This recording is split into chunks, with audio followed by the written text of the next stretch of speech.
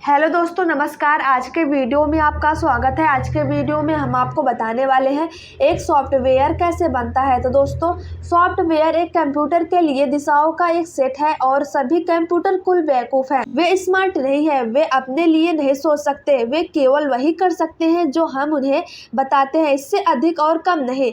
लेकिन वे इससे अविश्वसनीय रूप से जल्दी से कर सकते हैं। इसका मतलब है कि जब हम कोई प्रोग्राम लिखते हैं तो उसे अविश्वसनीय रूप से विस्तृत होना पड़ता है। जब आप एक 6 साल के बच्चे को सिखाते हैं कि उसे अपने जूते कैसे बांधने हैं तो उसे थोड़ा समय लगता है, लेकिन एक बार जब वह मिल जाता है तो वह जीवन भर ऐसा करने में सक्षम होगा और आपको उसे कभी नहीं सिखाना पड़ेगा। फिर से वह एक कंप्यूटर उतना स्मार्ट नहीं है। हमें यह बताना है कि एक ही सरल कार्य को बार बार कैसे करना है। तो दोस्तों, अब कंप्यूटर इतने तेज है कि वे हमारे लिए बहुत सारी चीज़ें कर सकते हैं, लेकिन इसका मतलब है कि हमें उन्हें बहुत सारी दिशाएं देनी होगी और वे दिशाएं बहुत जल्दी अविश्वसनीय रूप से जटिल हो जाती है, खासकर जब कोई लोग दिशाओं के एक ही सेट में योगदान करने की कोशिश कर रहे हो। इसलिए दिन के अंत में जिस समस्या से हम वास्तव में निपटते हैं वह यह है कि हम सभी कैसे एक साथ काम कर सकते हैं, अपनी स्वयं की प्रोग्रामिंग की जटिलता से जूझ सकते हैं और यह सुनिश्चित कर सकते हैं कि हम कुछ ऐसा काम करते हैं जो वास्तव में काम करते हैं। इसे पूरा करने के कई तरीके हैं और यह व्यापक रूप से बदलती है। सफलता डिग्री बदलती के साथ दुर्भाग्य से चीजों को करने के बेहतर तरीके का कोई वस्तुनिष्ठ माप नहीं है। इसलिए कला की स्थिति कई मायनों और प्रतिगमन के साथ महत्वपूर्ण रूप से घटी हुई लगती है। उसने कहा, सॉफ्टवेयर बनाने का सबसे सरल तरीका एक व्यक्ति के लिए बैठना है और जो आप चाहते हैं उसके लिए निर्देशों में टाइप करें। यह छोटे कार्यक्रमों के लिए बढ़िया काम करता है, लेकिन बड़े कार्यक्रमों के लिए पूरी तरह से अलग हो जाता है जिन्हें आप जल्द ही देखना चाहते हैं। उन बड़े कार्यक्रमों के लिए आप एक टीम चाहते हैं और आप अपनी जटिलता का प्रबंधन करने के लिए उस टीम का समन्वय कैसे करते हैं, यह महत्वपूर्ण है। अब विभिन्न प्रकार के तरीके हैं और कई लोग हैं जो अपने विशेष ब्रांड सौंफ के तेल को धनुष और रिबन में लपेटकर पेश करना चाहते हैं। यहाँ मैं क्या करने की कोशिश कर रहा हूँ और क्यों।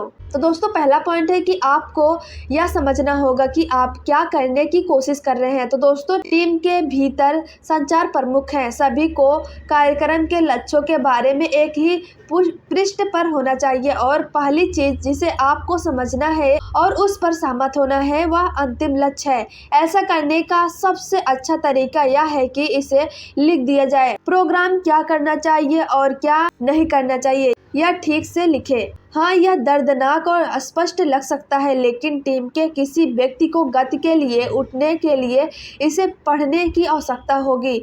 यह परिणाम को आमतौर पर उत्पाद आवश्यकताएं दस्तावेज कहा जाता है। तो दोस्तों, दूसरा पॉइंट है समस्याओं को विभाजित करें। आपको समस्याओं को विभाजित करना होगा ताकि टीम के विभिन्न हिस्से बंद हो सके और अपने संबंधित हिस्सों से निपट सके और आपको लोगों के समानांतर काम करना पड़े। समस्या का यह अपघटन वास्तव में सीधा लग सकता है, लेकिन चुनौतियों से भरा है। आप कार्यक्रम को इस तरह से विभाजित करना चाहते हैं कि परिणाम स्वरूप संरचना और विभाजन कम से कम जटिलता पैदा करे। यदि आप यह गलत करते हैं और अतिरिक्त जटिलता पैदा करते हैं तो आपके पास अधिक कीड़े होंगे और चीजों को प्राप्त करने के लिए अधिक समय लगेगा। इसलिए हम बड़े पैमाने पर स्वनिहित उप प्रणालियों की तलाश करते हैं जिनकी एक बहुत स्पष्ट सीमा है। हम लिखते हैं कि हमारे सभी सब सिस्टम एक साथ कैसे काम करते हैं। यह एक सॉफ्टवेयर आर्किटेक्चर विशिष्टता का उत्पादन करता है। अब हम पुनरावृत्ति करते हैं, प्रत्येक उप प्रणाली को संभवतः अधिक उप प्रणालियों में तोड़कर उस बिंदु तक जहां प्रत्येक परमाणु उपतंत्र बहुत स्पष्ट रूप से प्रबंधनीय है। हम इस बारे में बहुत स्पष्ट हैं कि प्रत्येक उप प्रणाली की सीमाएं क्या है और हम उन्हें लिखते हैं। वे ये मॉडल के बीच के अंतर है। प्रत्येक सबसिस्टम के लिए हम एक कार्यात्मक स्पेसिफिकेशन लिखते हैं जो इस इंटरफेस को दस्तावेज करता है, साथ ही साथ सब सिस्टम को कैसे व्यवहार करना चाहिए। तो दोस्तों, एक बार जब हम उस पर सहमत हो जाते हैं तो हमें नीचे लिखते हैं कि कैसे सब सिस्टम के आंतरिक काम करना चाहिए, क्या डेटा संरचनाओं का उपयोग किया जाएगा, क्या एल्गोरिदम आवश्यक है, यह एक डिजाइन स्पेसिफिकेशन बन जाता है। तो दोस्तों अब समय हमेशा एक मुद्दा होता है, इसलिए हम एक शेड्यूल भी लिखते हैं जिसमें यह पता लगाने की कोशिश की जाती है कि इसमें कितना समय लगेगा और किसे क्या करना चाहिए। तो दोस्तों तीसरा पॉइंट है, इसे कोड करें। और फिर हम कोड करते हैं। सही किया विनिर्देश प्रक्रिया कोडिंग और डिबगिंग के रूप में लंबे समय के रूप में लेता है। गलत किया विनिर्देश प्रक्रिया में बहुत कम समय लगता है और डिबगिंग कोडिंग की तुलना में अधिक समय लेती है और ज़्यादातर लोग इसे गलत करते हैं। तो दोस्तों हमें उम्मीद है कि आपको यह समझ में आ गया होगा। तो दोस्तों अगर वीडियो पसंद आए तो वीडियो को लाइक शेयर और चैनल को सब्सक्राइब करना ना भूलें और बेल आइकन वाले बटन को दबाना बिल्कुल ना भूलना। धन्यवाद दोस्तों।